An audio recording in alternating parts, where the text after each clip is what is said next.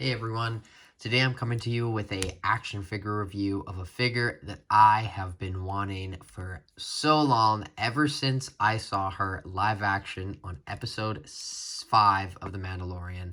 I've wanted her ever since, and the fact that she's in my hands is truly surreal.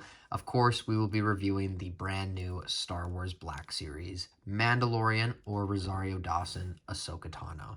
She's, of course, a part of the wave with Echo, Omega, Death Watch, Mandalorian, and the Client. So I think it's like wave 34, lost count. But yeah, very, very good figure.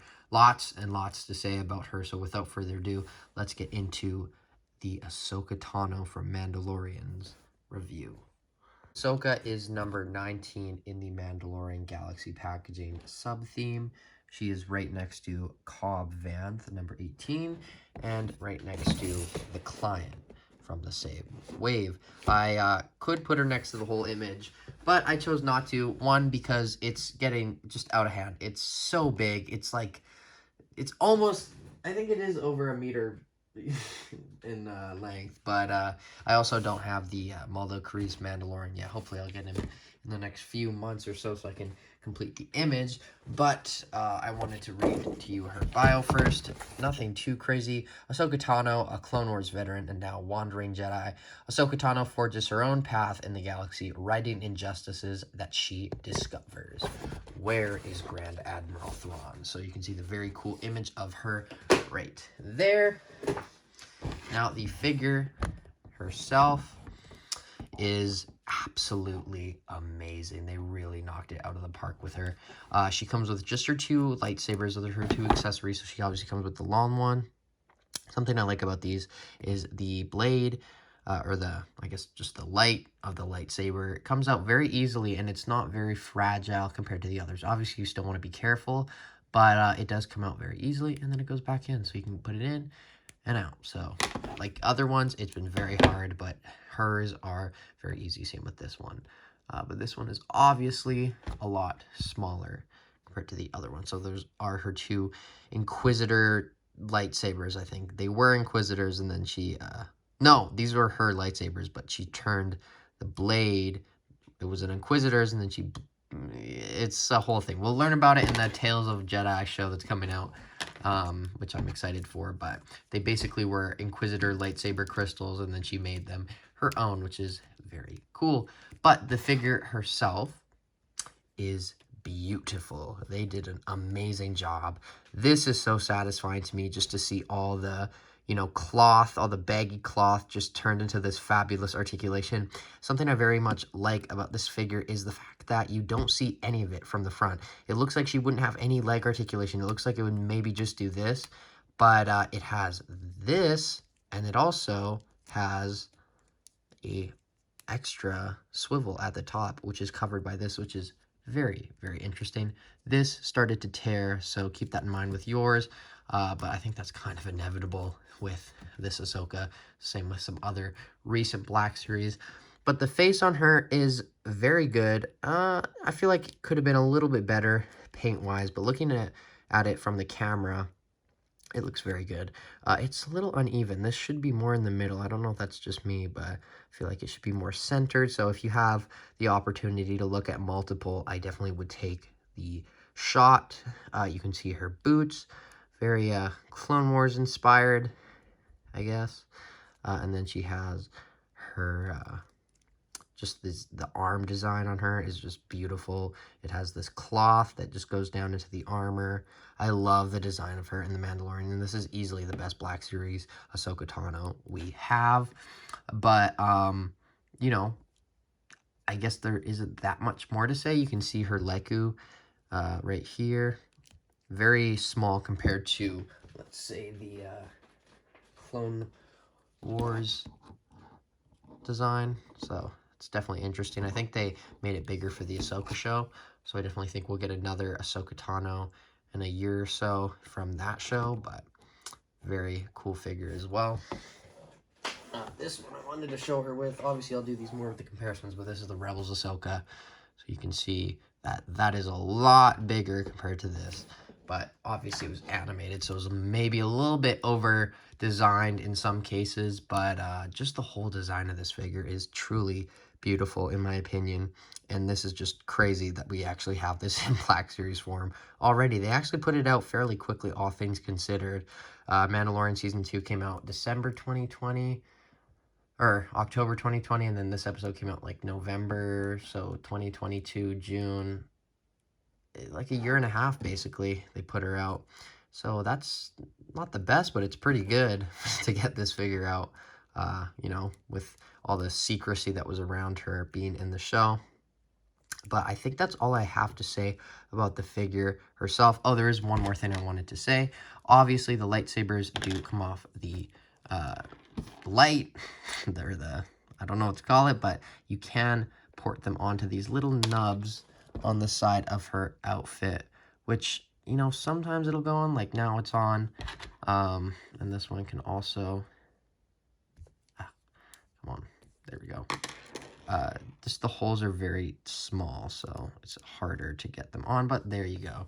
Got the lightsabers just on her side, and that looks very, very nice. But that is all I have to say about the Ahsoka, so let's get into her articulation. The articulation on the Ahsoka figure is very, very good, especially for a female figure. It has so much posability and lots of surprises. So the head is the only problem, though. The head only goes down maybe that much, up that much, to the side, and full 360. But this, at the same time, you know, the actor Rosario Dawson in this costume can't really do that much head movement. So it kind of just translates to the figure. Obviously, it's just, you know, basic physics. It's in the way, so you got to kind of accept that. But there's, you know, it's enough. I think it's better than some of the other Ahsokas. But the arms go out that much. There's a butterfly joint that would go in like this. However, you can get it to go that much further. It's technically not supposed to do that, but it just goes out, and then it'll kind of look off. You're just going to want to, you'll hear it. It'll be a click. So you can pull it out, so you can get that extra movement, click it back in. But I'd be careful doing that all the time. Arms go out that much. There's a full 360. They can rotate like that. No movement there. Single jointed elbows going that much down. There's a swivel there as well. And then both hands go up, down, full 360. And the gun holding, or I don't know what it's called. What is that movement called? It's the opposite of the normal standard articulation, but I just call it the gun holding articulation because you usually get your gun up and down like that. But the ab crunch doesn't go down that much. It goes back that much, side to side, full 360. So, you know, pretty good. Not the best, but not the worst. And then the legs, you're going to want to be careful, especially with that thing tearing. That kind of bothers me. You get them up that much. And this one, get it up that much too. This one didn't tear yet, but you can get them back. They can go to the sides. Very good amount. There is a upper thigh cut. So you can see that there. It goes, not, you know, it's not the best, but it works. And then there is a single jointed knee that goes in that much, which is a lot. You can actually see a hole, but if you go like this, you don't see it. And then there is a swivel there, of course. And then the cool part is it just looks weird, and then it just boom, goes into position and doesn't even look like it's there. Similar articulation as the Boba Fett's recently. Up, down, and ankle pivot on the feet. But that is the articulation for Ahsoka Tano. Comparisons time. There's Ahsoka next to the other Ahsokas, 3. That's the magic number. These are the main 3 Ahsokas that have been released. Obviously, there was the prior version of the Rebels one, but I sold that one because I really didn't have a need for it after I got the Galaxy packaging update. But obviously, you know, they're all pretty good figures, but these 2 are definitely not as good as this one. This one is just amazing, in my opinion. But let's get those out of frame. Next comparison I want to do, just because it kind of seems like the future of where Ahsoka is going, but there's Grand Admiral Thrawn. So I'm very excited for the Ahsoka show coming in 2023. That is going to be absolutely awesome. And these 2, I wanted to compare her next to a 330, and she just, you know, she wouldn't stand. She's way better, she can stand way better than the other Ahsokas. That ain't saying that much, because those couldn't stand at all. There's the 332nd, and then I did want to show her next to Bo-Katan, whose shoulder pauldron fell off, but I will fix that eventually. And she just keeps falling. You know what? There you go. You can see those. Let's take the helmet off. It's crazy to see these two Clone Wars characters in live action, but very cool to get those. Let me grab her pauldron. Okay, put that there. Get her off the frame. We have Ahsoka still, and then obviously, here, let's just hold her lightsabers like this. I think that's the best. Obviously, the final two is, of course, Din Djarin. Actually, final three. Din Djarin, Mandalorian, looks very good next to her. A Mandalorian and a Jedi. They will not expect that. And then, of course, her master, Darth Vader. Ahsoka. I'm very looking forward to see what Hayden Christensen does in the Ahsoka show. That is something I'm very much looking forward to. Probably even more than seeing him in Kenobi, even though that last episode, episode 5, was amazing. I really want them to acknowledge that Ahsoka is actually Star Wars canon. Obviously, we know that she's Star Wars canon, and they've acknowledged it, especially in live action. I just want to see her with, like, what I mean by acknowledge that she's in Star Wars canon is acknowledge that she is Anakin's Padawan, and I just want to see her with Obi-Wan. I want to see all three of them together in live action. That'd be so cool. But you can see Boba Fett with her, and you can see that they have similar articulation on the knees. So very modern type articulation there. But that is all the comparisons I have for Ahsoka. I think it is time for my final thoughts.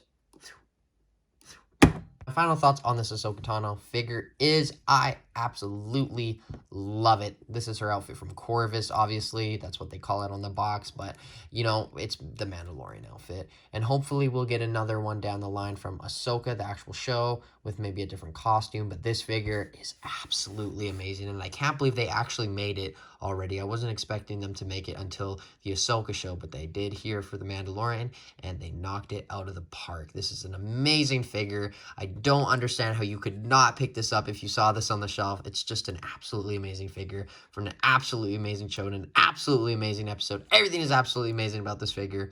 The only problems I have is, you know, it's in the facial department. I think it could have been a little bit better, just more shading. I've seen some customs and they look great. And then I wish this wouldn't have torn, but that's kind of my fault. But other than that, this figure is absolutely amazing. And I hope you guys like it too. Let me know if you're going to pick her up. Do you have her already? And what are your thoughts on her overall? I really like her, so I'm going to give her a 9.7 out of 10. Let me know what you think of her in the comments below. And as always, I have been Jagger Collector, and I will see you in tomorrow's review, which should be Siren. Bye, guys.